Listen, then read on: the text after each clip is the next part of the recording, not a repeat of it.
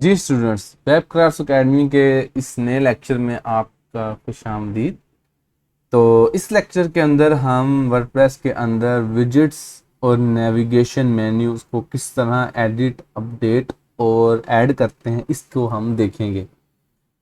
अब जब भी आप अपनी वेबसाइट को डिज़ाइन करते हैं या उसके ऊपर कोई भी वर्किंग करते हैं तो आप पेजेस और पोस्ट बनाते हैं। अब उन पोस्ट को आपने अपनी वेबसाइट के ऊपर डिस्प्ले करवाना है, तो वो डिस्प्ले आप कैसे करवाएंगे, उसके लिए आपने जाना है अपने वर्डप्रेस के डैशबोर्ड के अंदर और इधर आपने अपीयरेंस में आना है और क्लिक करना है मेन्यूज के ऊपर। तो अब आपके पास इधर दो मेन्यू सिस्टम शो हो रही है, एक प्राइमरी मेन्यू है और एक आपके पास है सेकेंडरी मेन्यू, फुटर मेन्यू। ठीक है। अब आपने इस मेन्यू के अंदर लेट से नया पेज ऐड करना है, इन पेजेस को रिमूव करना है, तो आप क्या करेंगे, आप डैशबोर्ड के अंदर जाएंगे और उधर से आप क्लिक करेंगे इंस्टॉल्ड प्लगइन्स के अपीयरेंस में मेन्यूज के ऊपर और इधर आप लेट से एक न्यू मेन्यू बनाते हैं। हम उसको कहते हैं कि टॉप बार मेन्यू, ये हमारी मेन्यू का नेम है। और इसके अंदर हम इसको हम कहते हैं कि ये करंटली जो हमारे पास इस टाइम मेन्यू चल रही है ये प्राइमरी रोल पे है। हम कहते हैं कि जो हमारी नई वाली होगी वो हमारी प्राइमरी मेन्यू हो जाएगी। हम इस पे क्रिएट मेन्यू पे क्लिक करते हैं और उसके बाद हम बाज़ औक़ात कुछ लिंक्स ऐसे होते हैं जिसको हम कस्टम शो करवाना चाहते हैं, कैटेगरी लिंक हो गया, कोई भी ऐसा लिंक हो गया, कोई थर्ड पार्टी लिंक हो गया, तो उसको हम ऐड करने कस्टम लिंक पे जाते हैं। लेट्स से मैं कहता हूँ www.google.com, इधर लिखूंगा गूगल।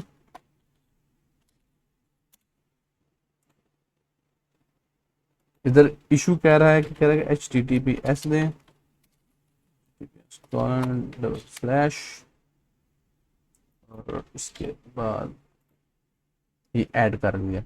सेम इसी तरह हम HTTPS colon slash youtube.com visit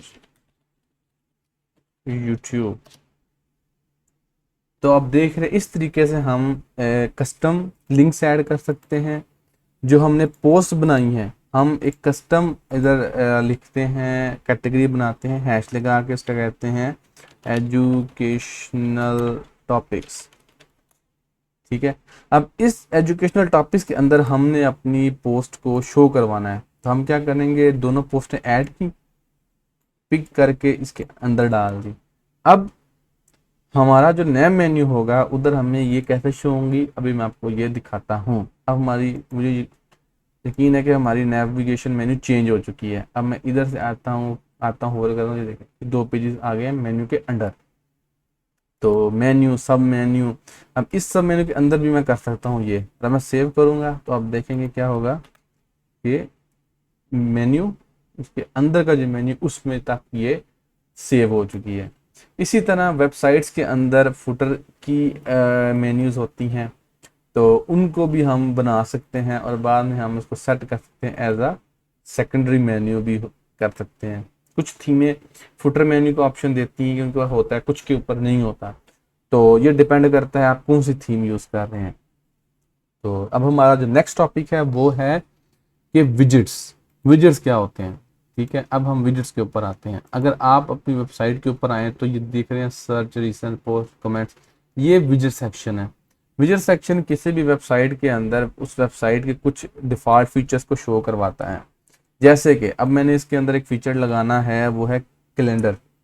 I think calendar available है, ये क्लिक करूँगा तो अब ये कैलेंडर यहाँ पे शो हो गया। इसको मैं करता हूँ अपडेट, यानी कि मेरा जितने भी यूज़र आते हैं मेरी साइट पर उनको कैलेंडर शो हो कि इस मंथ का कौन सा दिन इस टाइम वो शो कर रहे हैं। ठीक है। उसके अलावा लेट्स से मैंने इधर कोई कस्टम कैटेगरी शो करवानी है, कस्टम कैटेगरीज,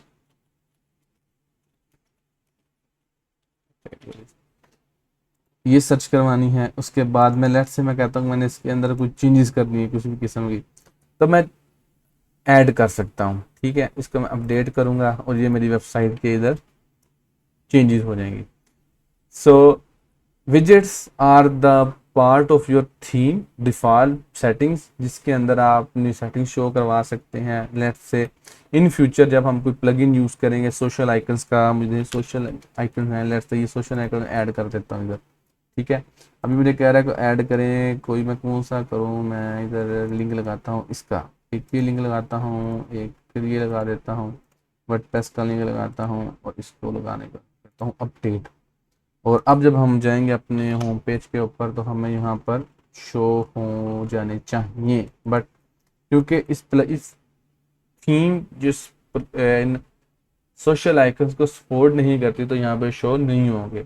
बट जो ओवरऑल आइडिया था वो यही है कि विजेट्स क्या होते हैं, these are default part of your website या आपकी थीम जो कि आप यूज़ करते हैं दिखाने के यूज़र को कुछ कंटेंट डेटा। ये डिपेंड करते हैं थीम के ऊपर। कुछ थीम के विजेट्स अच्छे होते हैं, उनकी लेआउट अच्छी होती है तो हम उनको यूज़ करते हैं, कुछ थीमों के अंदर वो अच्छे नहीं होते तो हम उनको यूज़ नहीं करते। So this is the difference between navigation menus and widgets. तो मुझे यकीन है आपको ये टॉपिक समझ लग गई होगी। कोई भी क्वेश्चन हो आप मुझसे कमेंट से पूछ सकते हैं और नेक्स्ट वीडियो में आपसे मुलाकात होती है। वीडियो देखने का बहुत शुक्रिया।